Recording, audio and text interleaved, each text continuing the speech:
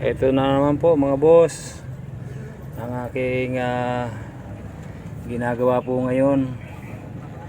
Makina ng H1. Bali po ang nangyari nito, ayaw tumuloy ang start.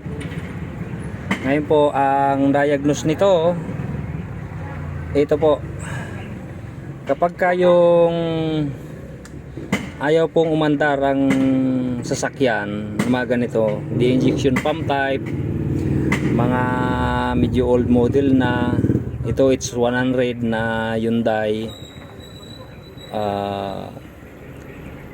nagre-redondo siya pero ayaw niyang tumuloy ng andar. Ngayon po ang diagnose niyan, ang troubleshoot na niyan, ibuksan mo to, yung fuel line. Bubuksan po ang fuel line, habang paridunduhin. Pag rin nagredundo, walang lumabas na diesel,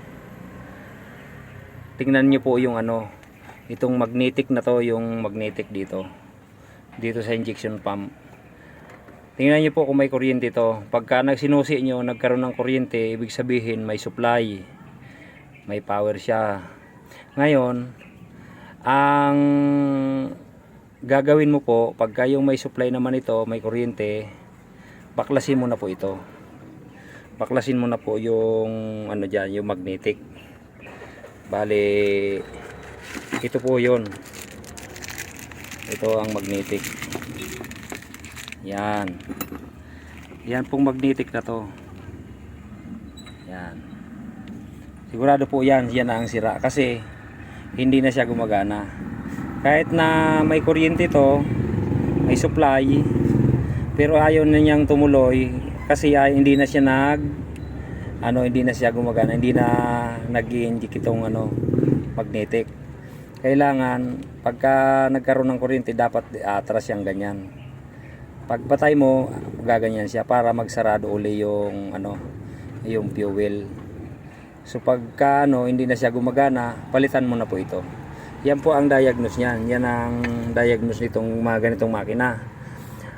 L300 na Mitsubishi, itong H100 na Hyundai, lahat ng klase ng mga makina ganito, pare-parehas po yan.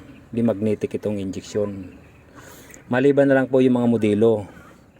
Pero itong mga ganitong mga modelo pa, the ejection pump type, madali pong i-trace yan pagka yung madaling i-diagnose pagka yung kung ano may problema. Kahit na tumatakbo ka, pwedeng masira yan, bigla na lang namatay, ayaw na mag-start. Yan po. Buksan mo na ito, paridunduhin. Pag hindi nagredundo, ay pagka hindi naglabas ang diesel dyan habang rumirinundo, ibig sabihin nakasarado yung magnetic. Tapos i-tester po ito, tingnan kung may kuryente. Pwede naman pakislapin lang Kung may kuryente ito nakasusi, ibig sabihin okay yung supply niya. Ito na po, ito na, palit na kaagad ito. Bungkalin na yan, palitan na. Pagka yan nasa biyahe po, ito turo ko po sa inyo mga boss, yung mga kulang pa sa idea o hindi pa alam, tanggalin mo po ito. Tanggalin mo yan, 24 kombinasyon ang pangtanggal niyan. Halos pare-parehas po yan, masa pick up, isusuman yan o man na sasakyan ng Nissan o kahit na yung itong mga kadalasan Mitsubishi, itong mga Hyundai, tanggalin mo po ito. Ayan kita nyo po yan yan, alisin nyo po yan. Alisin nyo yan. Pag inalis nyo, may kasamang spring. Yung spring na yan, spring. Tapos yan, alisin mo na yan. Tapos ibalik mo po ito. Ibalik mo po ito doon sa injection pump para makabiyahe kayong tuloy-tuloy, dire-diretso. Mawawala na nga siya yung patayan. Papatay mo na lang sa cambio. Sa cambio na lang papatayin. Pwede po yan. Kahit na yung yan na lang po ang Ano oras pa kayo bukas? Ay sa yan po ang niyan. Ha? Yan po ang pwede nang magawa lang dyan. Tatanggalin itong tanggalin ito, yung pinaka check valve, tsaka yung spring, ibalik na lang ito. Yun po mga boss, ganun lang ang simple lang naman ang gagawin kapag biglang namatay ang sasakyan, mga diesel, biglang namatay, tumatakbo ka o kaya hindi, i-check muna to.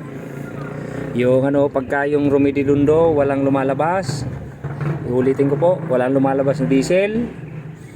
Tapos may kuryente naman, may kuryente, yun na kaagad ang sira niyan.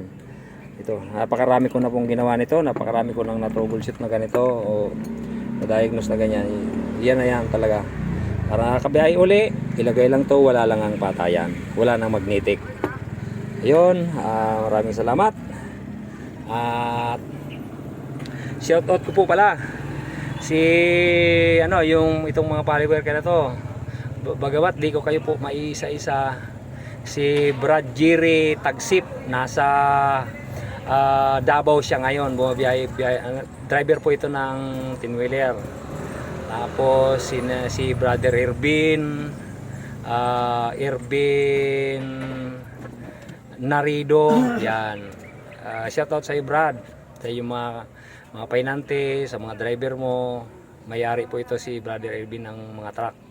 Yun, ganun din po sa mga utol ko. Si Utol Alwin sa San Nueva Ecija, si Utol Gis, si Utol June. Yan yung mga utol ko. At si Dunyit, yung mga kuya ko nasa Bicol, marami po kami magkapatid, si Kuya Nick, si Kuya John, si Ili. Shout out sa inyo mga tol. At andito ngayon ang iyong kaputol nandito sa San Mateo, gumagawa yan ng mga sasakyan. Yun, ingat po kayo palagi at sa lahat ng mga follower ko po. Pag na-review ko po yung mga pangalan nyo, isa-isain ko po kayo, shoutout ko kayo lahat. Sa ngayon po, hindi pa masyadong medyo busy pa dito, kagagawa nitong maraming trouble yung mga sasakyan dito. Ayun, at God bless po sa inyong lahat. At ganoon din pala kay Nonoy Tagsip, shoutout sa inyo Brad, at sa mga tropa natin dyan. Ayun, siyempre sa nag-iisa kong may bahay, kay Mami at sa aking mga anak, kay John Mark, kay Sikil, sa aking malasawa, Elizabeth Alagbate Reforzado. Yun, shoutout sa inyo lahat. Ayun, maraming salamat, napahaba yung aking video. Ito, salamat po, God bless sa inyong lahat. God bless po.